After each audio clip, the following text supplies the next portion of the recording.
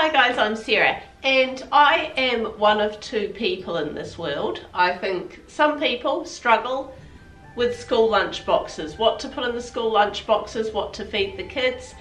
Other people, some may fall into both these categories, other people struggle with what to feed the kids during the holidays. Now, I've done quite a few school lunchbox type videos and I might link some of them down below, but I haven't actually covered how you tackle school holidays. And the reason a lot of people struggle with that is that a lot of kids seem to eat a lot more during the holidays. They get hungry easier, or sometimes they get bored easier, and so they gravitate towards the kitchen. And there's this talk of all the food running out before the end of the week because the kids have been there, they've been raiding stuff.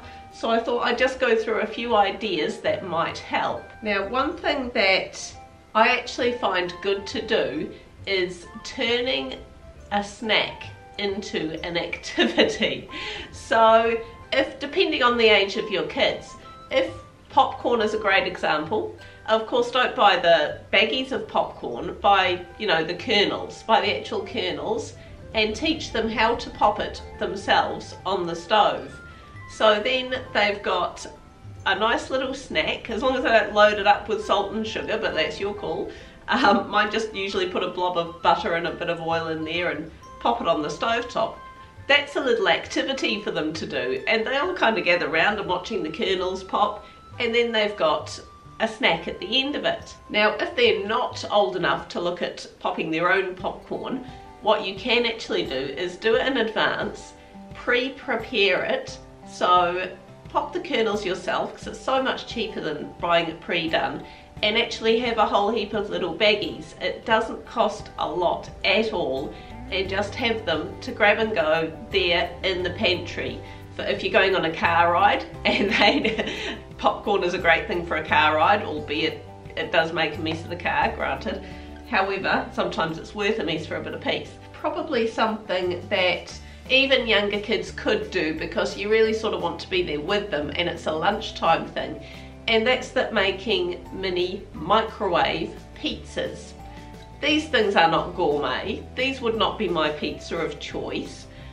You don't get super duper crispy base or anything, you know, it's just a fun little thing to do. And of course I've done a video on that which I will link down below, but my kids love doing that because they, you know, they just mix a little ball of dough themselves to be the base, they put it down, they cook it, they spread stuff on, they put what they want on, they cook it. And it's quite the process, especially with me having 3 of them. It's quite the back and forth process with them all, but it's a good little activity. And things like that get them in the mindset, instead of going to the pantry or the fridge and thinking, we've got nothing to eat. They can go to the pantry or the fridge, and instead of seeing, oh, there's fruit and veggies and nothing else, they can see ingredients. They can see, you know, you could even stand there with them and say, right, well, what can we make with what we've got here? If we've got flour, sugar and butter, you could make some 3-ingredient biscuits. Crackers, to be honest, I prefer to make my own crackers because the rolling out and shaping process I wouldn't have the patience to let the kids do. However, crackers are also a good thing just to have on hand. Have some dips, have some pots of hummus, that sort of thing, cheese slices, tomato, whatever, and just have it there so that they can grab and go. Now, fruit and veggie, of course, that's always the best option, but they're more likely to go for that if it looks appealing. So if you've got the apples in bags, dispense the bags into your fridge. If you've got a bag of carrots, maybe chop the carrot up into sticks and actually put it in a container of water, both carrot and celery, and I think cucumber, I'm not sure, but they will last for ages, chopped up into little portions in a container of water. Keep them in water, they will last for absolutely ages.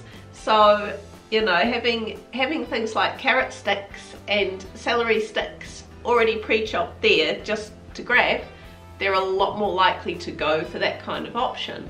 Another thing is eggs. pre-hard boil some eggs and actually put them in a container in your fridge, and they're there as an option. Nice and filling, good source of protein. Obviously you want to limit the salty, sugary stuff because it's addictive. It is for me anyway.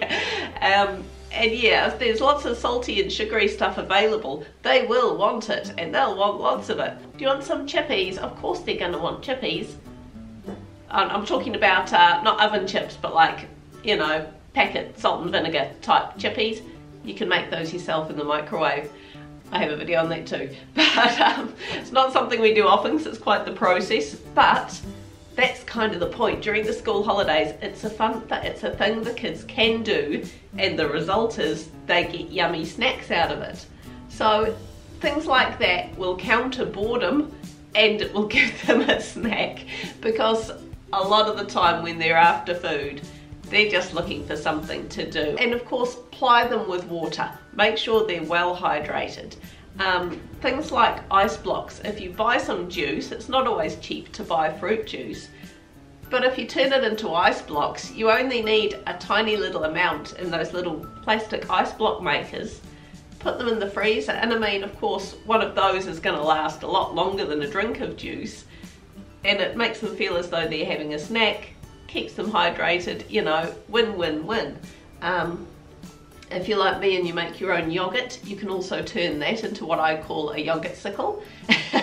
mix some little bits of fruit in with it, fill your pot up with yogurt, put it in the freezer, and they've got a yummy little frozen pudding / snack on the go, already there, sorted. Another thing that's good to have for lunch that they could potentially, as I say, depending on the kid, make themselves is wraps or tortillas. Just flour, water, that's all you need. Mix up the flour and water, roll it out, frying pan for, you know, a minute on each side, it doesn't take long, and they've got a nice warm wrap ready to have for lunch. That's especially great if you run out of bread.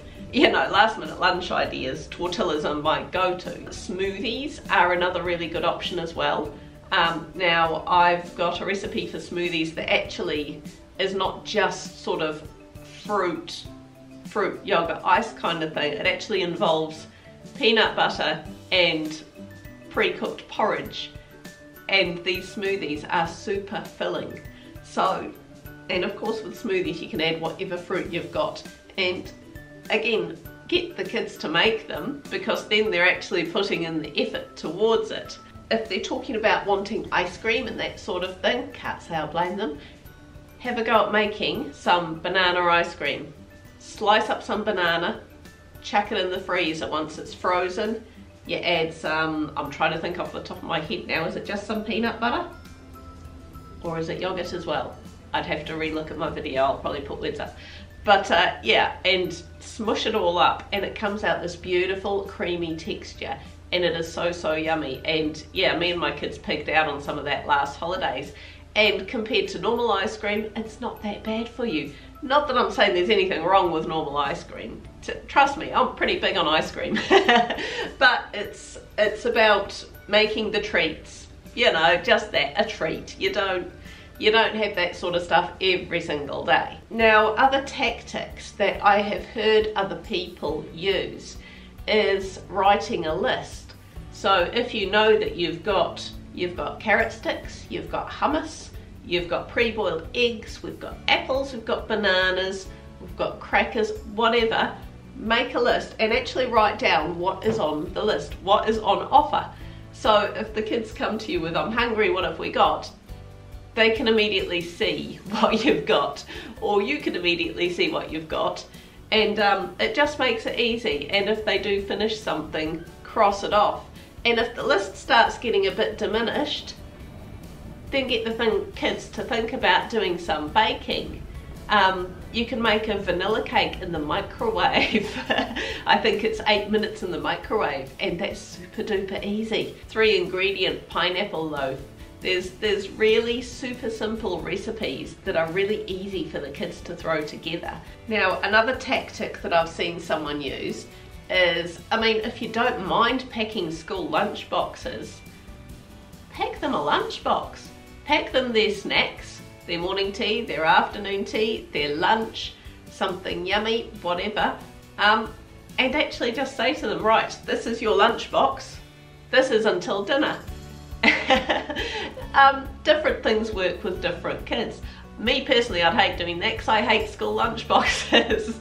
But if it works, you know, get the kid, you're actually getting your kid as well to then think about managing themselves.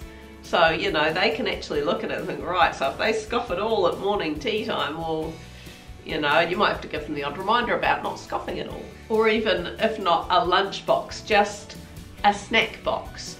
Even for the week, just say, right, here is your snacks for the week. And you could even get the kid to portion them off into day by day sections. How do you make these snacks last through the day? My homemade tray bake crumpets, or sort of, you know, crumpet hybrid things that I make, they're actually a really good option as well, not just for breakfast, but they can be mid-afternoon snacks, especially if you've got ravenous teenagers and that sort of thing. You know, they need a little bit, something as substantial mid-afternoon. So anything like that is a good option. Now when it comes to lunches, if you're not doing the make your own tortilla, make your own pizza or whatever, my standard sort of go-to lunch with the kids, rather than saying help yourself, you probably noticed in some of my videos I have a very large wooden chopping board, and I make a loaf of bread just about every day. I just make standard 4 ingredient bread. It's really easy to make. You don't need a bread maker or anything. You don't even need to knead it. I just chop up a loaf of bread, put it on the board, and just grab a whole heap of stuff out of the fridge. Grate some cheese, grate some carrot. If we've got some ham, you know, slice it up, put it out there. And I just put it in the middle of the dining table here and just tell them to go for it. And they just make their own sandwiches. They know the rules. If they want to have cheese on toast, they can grab a couple of bits of bread, toast them. They know that we've got an oven. If they want to do that with it, they can. If they want to, as long as they clean up the mess they make. You know, I don't mind if they want to get out the toasted sandwich maker and make themselves a ham and cheese toasty with what I put out. They can do that, that's fine, but they've got to clean the machine afterwards. So that's not so much making their whole lunch for them, it's just putting out a whole heap of options. Sometimes I'll put out like dips and crackers and stuff and get a bit fancy, but on a standard day it's just, you know, a loaf of bread, some lettuce, tomato, well, whatever, tomatoes when they're in season, whatever's in season, you know, make a tub of coleslaw. That's pretty easy to do. Whatever's not eaten, package it back up, put it back in the fridge. My kids know my rule though, that they've got to actually select some veggies and stuff. They're quite big on this. I don't like celery personally, but my kids really do like it. So I often buy celery, just chop it up in sticks, put it on there. And if they're making themselves cheese on toast, that's fine, and as long as they're munching on a celery stick while it's cooking, it's an arrangement that works really well for me. You know, the kids have to know that they're not always going to get the fancy little packets of stuff. They can't just have free reign of the pantry and then expect there to still be food miraculously there at the end of the week. But the mentality of them seeing ingredients as opposed to them just seeing a big tub of flour and saying, well, we've got nothing to eat. You know, a tub of flour, you can make a tortilla. I think that's quite important as well. It's a good mindset to get them into as well early on in life, so later on when they move out of home, it sort of gives them the tools to think, well, I don't actually have to go out and buy all this packaged stuff. I can just buy some ingredients and then I can make whatever I want to make out of it. Leave your suggestions down below by all means. Let me know how you cope with holidays. When it comes to activities, I've done a whole nother video on that, which I will also link down below. Free or cheap school holiday activities. So get in on that and we'll catch you next week. Bye.